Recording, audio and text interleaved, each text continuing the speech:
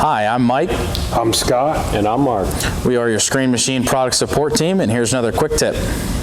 Today we'll be going over how to raise and lower and set your screen box angles on your 514 TS or TS3 Spider. So we've got Scott on the valve handles over here. These are going to be your screen box cylinder pins here. So I'm going to take this one out on this side, set it aside. There's going to be one on the opposite side as well. Go grab that real quick. So this will actually take and raise this whole assembly up.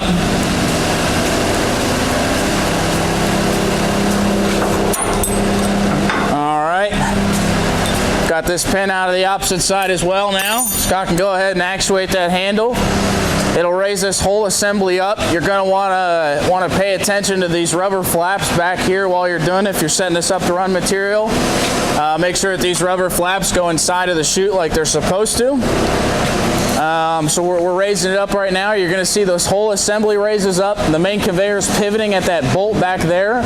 So you'll see that that's going to line up as well while we're coming up with this screen angle here. So there's multiple different settings. You can set the screen angle up. We're going to go all the way up, then we're going to come all the way down.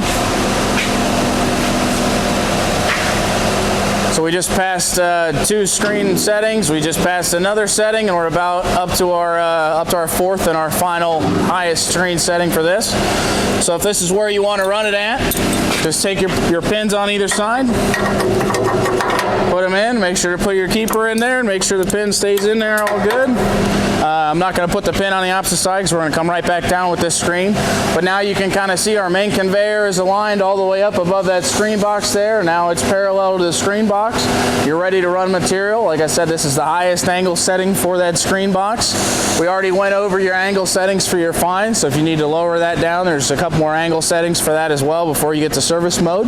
But now we've got this whole assembly raised up, ready to run material. We're going to go ahead and lower it back down now so you can kind of see that process. I'll go ahead and remove this pin. Typically you'd have to remove the pin on the opposite side as well. Now you can see Scott pushes down on that screen angle valve. It lowers the whole assembly. It pivots that main conveyor back at that pivot bolt back there. Your chute rubber comes up out of the chutes, and we're lowering it back down to transport position, which to transport this machine you're going to want to lower it all the way down like we are now. So now that we're lowered all the way back down, just take your pins, put one in that side, go put the other one back in the other side.